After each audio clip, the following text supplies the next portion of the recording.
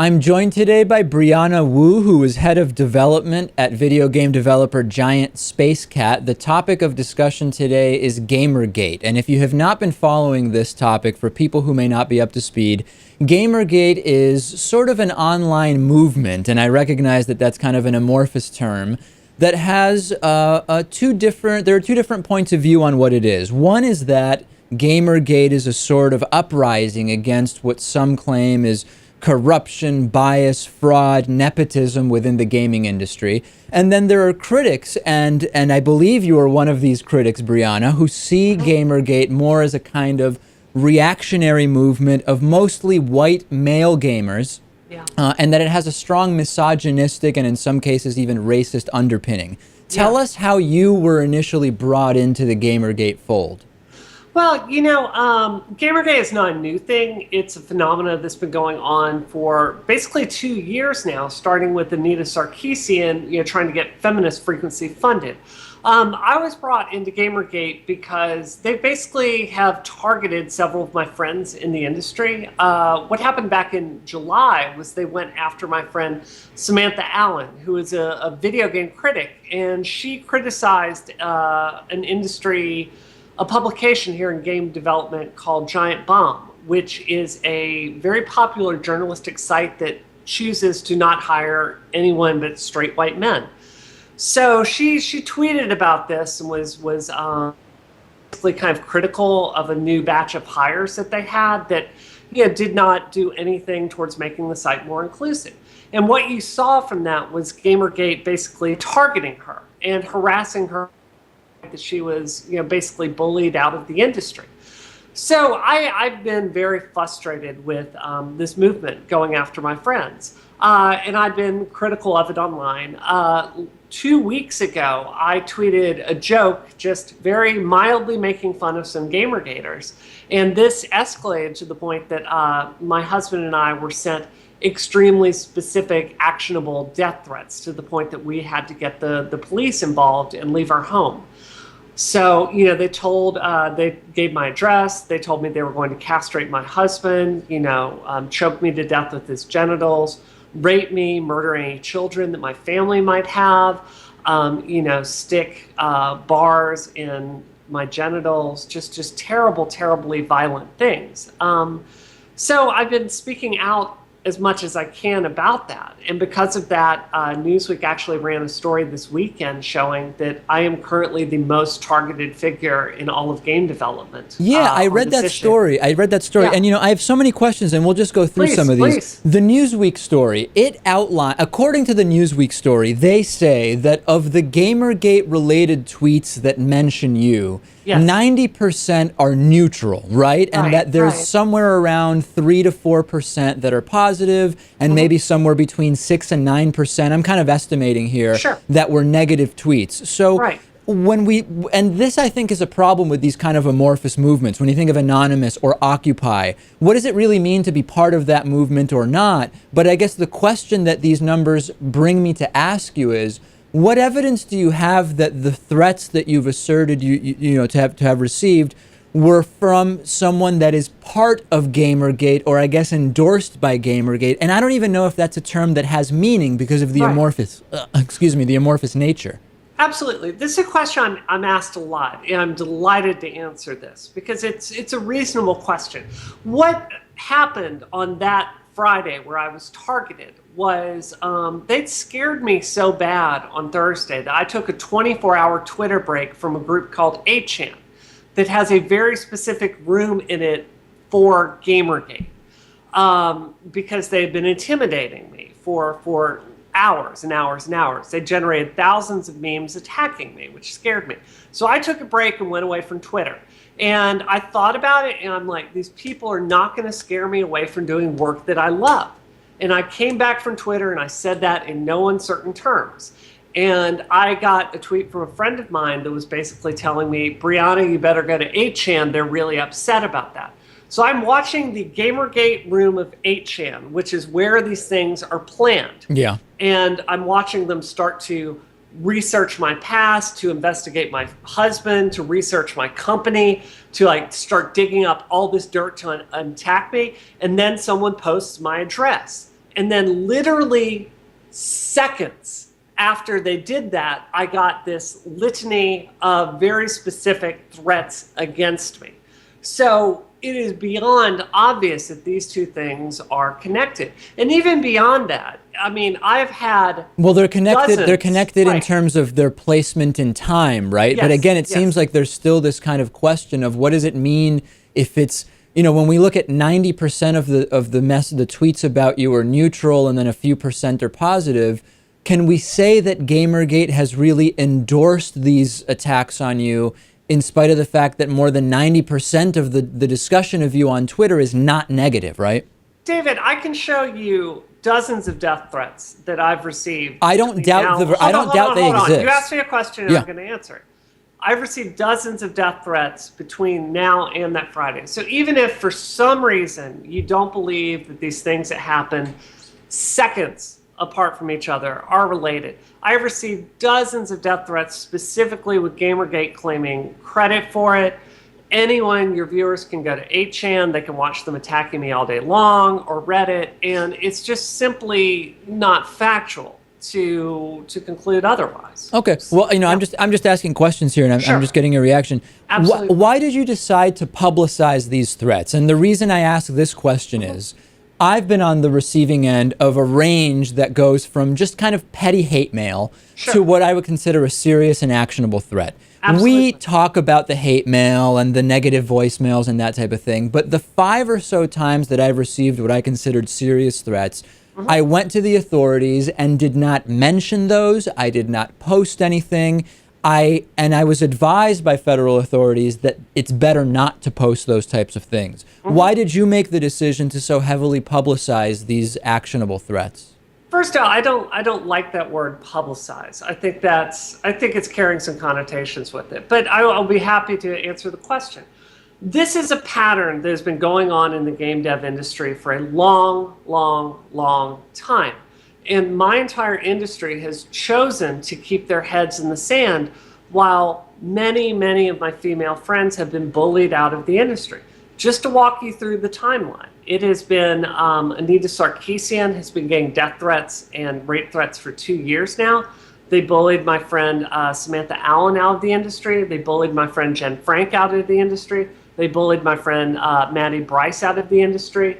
They went after Zoe Quinn. They published lurid details of her sex life online, thoroughly have viciously attacked her reputation publicly. They've done the same thing to Lee Alexander, and they've done it to other friends of mine. And all this time, generally speaking, the game dev world is cheerily, obliviously silent. This is an industry that is mostly men. And there are any number of studies that talk about the horrible dynamics, gender-based dynamics in this industry of sexual discrimination.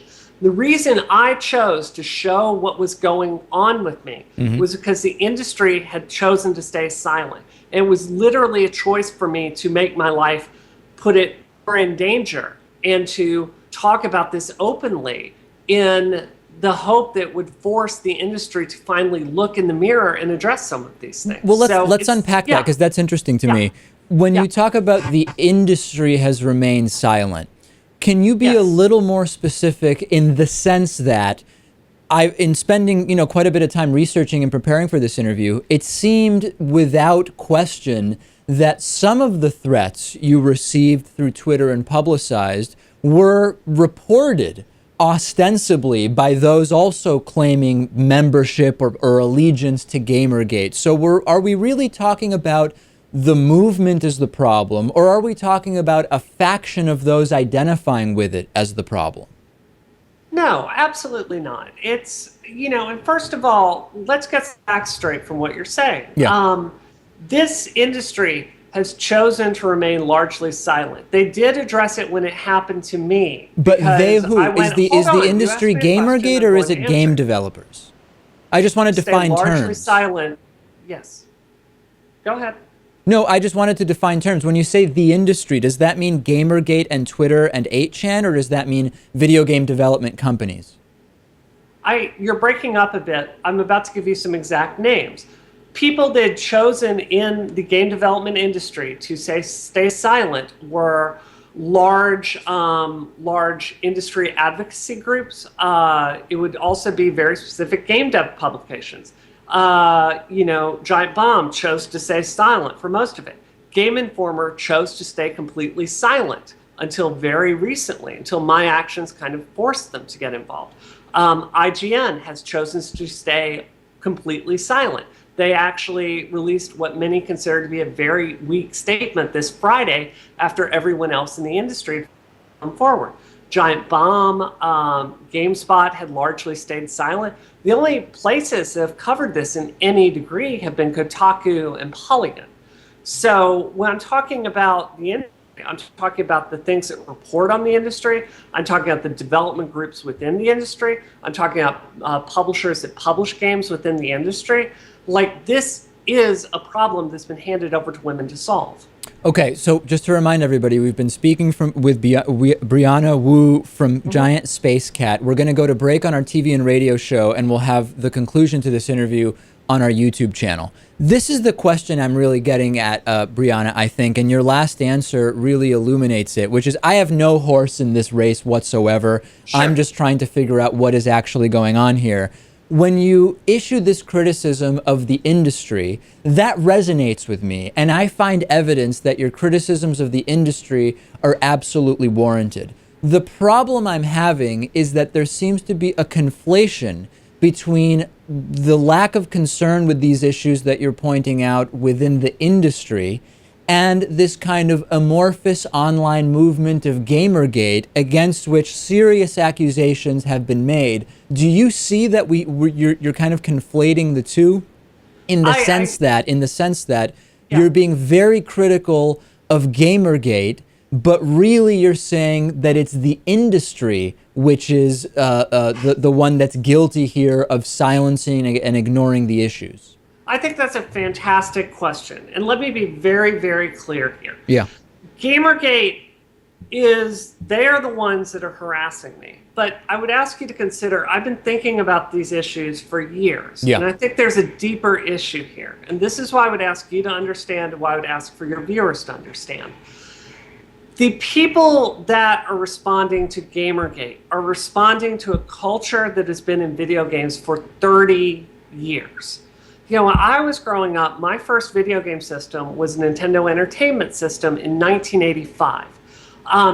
This was a system that started with Princess Peach being kidnapped and, a damsel in distress. And it quickly became this culture that was, women as very sexualized trophies as your reward. Players almost always being male. Games marketed to men. I can remember being a child and being in an arcade and there being a game called Smash TV where your reward for beating the game was going into the Pleasure Dome, where your muscle-bound male character sat on a throne with bikinied women like lauding him after he beat the game. And there were huge posters in the arcade promoting this. What I'm trying to say is Gamergate is a symptom of a deeper industry problem. My question, though, is... Hold on, let me finish. I'll take all the time you need. Right now, games are made for men, developed for men, and marketed for men. And it's signaling to the games are a space for men. That has the consequence that when women like myself come in here and ask to be represented, gamers feel like it's their space, which is why you see Gamergate's frankly, feminists raising these issues. Does that make sense to you? Do you see the broader picture? I think that your picture is not broad enough. And here's where I would go with this. Sure. I grant you that the issues you've identified within the video game industry exist. Okay. However, I don't know that you're looking at it broadly enough in the sense that for 30 years or however long whatever period we want to look at the internet through, we've seen the same phenomena within online talk and news programs, which are predominantly male and predominantly marketed to males. Online pornography, which is predominantly produced by males, marketed to males, and consumed by males. This, to me, seems like it is not different than the broader issue we have on the internet. In other words, make the case, if you can, that this is different than the broader issue on the internet. Absolutely. So you pointed out journalism. I think this is a fantastic place to start. If you, and I used to work as a journalist, by the way, if you look at the journalism industry, Barbara Walters was showing some stats recently that showed how journalism, television journalism, newspaper journalism had really changed throughout her life to a point where women didn't have parity, but it was much closer. What you're seeing in game dev is, even in comparison with tech as a whole, there are so few women in here, despite it being the same resume, job skills, the same everything. So I think what you can look at the stats. There was actually a story on Polygon just today that talked about game dev having more sexism than technology as a whole. So I think you can look at game development and see that women are not hired in parity with a relation commensurate to other industries such as technology, which ain't so great, journalism, which isn't so great, with other industries. So I think this is much more of a problem here. Okay, in the last couple minutes we have left, just a couple of questions that came in from the audience. I'm guessing these will just be short things we can go through and clear up. Did you initially deny creating the so-called sock puppet account, BROLOLZ? Is that something that you always admitted was you or not?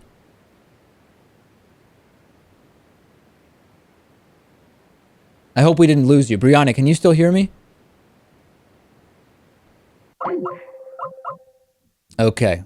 We seem to have lost her. Hey, Brianna, are you still with us there? I'm right here. I'm sorry. Okay, yeah. I lost you. Okay, yeah. So the question about just this account, BROLOLZ, that's you, right? Is that a sock puppet account? Did you try to hide the fact that was you? What's the story with that? No. Oh my God. This is the most ridiculous thing on the entire planet. I'm very happy to address this. So a tactic that Gamergate has done quite a bit with Not Your Shield is they've created fake accounts from, like, say, a black feminist woman, and they've put it out there, and they try to portray themselves this way. I created an account that's similar to, there have been other parody accounts, and the idea was this was a frat bro that was very for feminism. And it is just a silly joke. In fact, to make it very clear that it wasn't a sock puppet, because I was worried about people thinking I was doing that, I announced it on my Twitter. I just completely set it on the account. It is nothing more than a joke. And so it's a satirical account. You never meant it. It's a satirical account. If you don't understand it's a joke, it's because Gamergate doesn't understand the examples involved. Some of the things I tweet, and by the way, I've made like maybe 70 tweets from this account. It's things like, it's this frat bro sitting around saying like, sitting around playing Call of Duty, shooting people in the face, and reading our bodies ourselves. Okay, so that's satire. It's satire. Okay. It's just ridiculous. It's absolutely not a sock puppet. It's ridiculous. The truth is, you have these people that have attacked me every single way they could possibly think to attack me. They've created false Twitter accounts with the last letter being an I, an uppercase I and not an L in my name, and tweeted me saying horrible things about autistic people and about people that are differently abled. So what you've seen is a massive effort to attack me. I would remind your viewers that I am the victim of a crime here that the FBI is looking into, that the Boston police are looking into. And will you report the results of that investigation when we have them? Of course. You will. Oh okay. My God, I can't wait. That's my biggest hope, is that they're going to find someone, prosecute them, and then it's going to say to people, hey, there are adult consequences to this stuff. Okay, two more things. You were, according to Milo Yiannopoulos, you were scheduled to be on his program. He claims you said, I would love to do your show. Sure. And then he reported that you simply stopped replying to emails and bailed. Is that true? It's a bald-faced lie. Your viewers can read a blog that I wrote on this. I agreed to go on his show because I wanted reconciliation and I wanted to reach out to Gamergate. What happened was, he was frankly beyond rude to me when we were trying to plan this thing. I want to remind your viewers, I was on the run from my house. I had no internet. I was going to a television station to do MSNBC and CNN, which frankly trumps his show. And then I was trying to get to a safe location. I had my phone, but I was literally driving to a place that was secure to go do his show. Also, I receive thousands of emails a day at this point. My electronic devices are exploding. I am also, frankly, in trauma from everything that's happened to me. And what you saw here was, frankly, a childish reaction from someone that didn't understand. I was literally driving to a hotel to get Wi-Fi set up to do a show. And then he just blew up online and was frankly a jerk about it. So would you still be willing to be on with him and clear the air? What I'm willing to do is, he had a list of questions that he wanted to ask. Yeah, he said 7 of them you didn't like, but that otherwise they were okay. I had to tell you, I feel like this is kind of a hit piece that you're doing on me right now, to be honest. Whoa. Let's talk about that. Hold on a second. Well, in a moment. I want to answer your question first. I feel like you're really putting me on trial here. No, by no means. By no means. I think that that's an unfair allegation. Okay. To answer your question, he had some questions that were sent to me. I think it was about 20 to 30 of them. Some of them were ridiculously leading, just ridiculously leading. And I said to him, I think you're going to need to phrase these more neutrally, or I'm not going to be able to answer them. I also sent them to a friend of mine, Glenn Fleischman, who is a very famous journalist, a very, very, very famous, well-regarded journalist, writes for The Economist. And he actually just laughed at the questions because he didn't find them ethical. We've actually talked about sitting down and doing a podcast where he would go through those questions, phrase them in a journalistically ethical way, and then we'd do the interview and answer many of the questions you're asking me here today. That's perfectly fair. Listen, last thing, let's address your allegation that this is a hit piece. Sure. The way that I take particular issue with, I have absolutely no horse in this race. When I announced I was going to be interviewing you, I received a deluge of emails saying the fact that I was interviewing you alone and not someone in opposition to you was evidence that I was in the tank for the other side. And of course, I think you would disagree with that. All I'm doing is I spent many hours researching, and I don't want to be accused of not asking you the questions that others believe should absolutely be asked. I've not cut you off. I've presented you with a fair opportunity to answer every single claim, and I hope to have someone on with an opposing view next week or the week after to you, and they will be asked all of the same tough questions that you would want asked. So I take very significant issue with the allegation that this is in any way a hit piece. I have absolutely no preconceived notion of what right and wrong is on this particular issue. I'm open to hearing both sides, and I'm merely doing my job as a journalist. Sure. I would say, yeah, that's fine if you're going to monologue. I'm sorry, if I'm going to monologue? Brianna, you know, you're breaking up. I don't know if you have a good connection. We got cut off. All we heard before you got interrupted was, if I want to monologue. You just told me, you gave me a long monologue about why you don't feel that this was an aggressive hit piece. What I would say to you is, this has been, you've asked me like one question to present my side, and then you've asked me some very, very aggressive questions, questioning my credibility, this and that. And I feel like most of what you've asked here has been very aggressive. I'm happy to answer that. I tried to answer these as aggressively as possible, but I wish we could spend as much time talking about the issues at hand rather than the controversy that Gamergate is trying to, frankly, sling mud with my reputation over.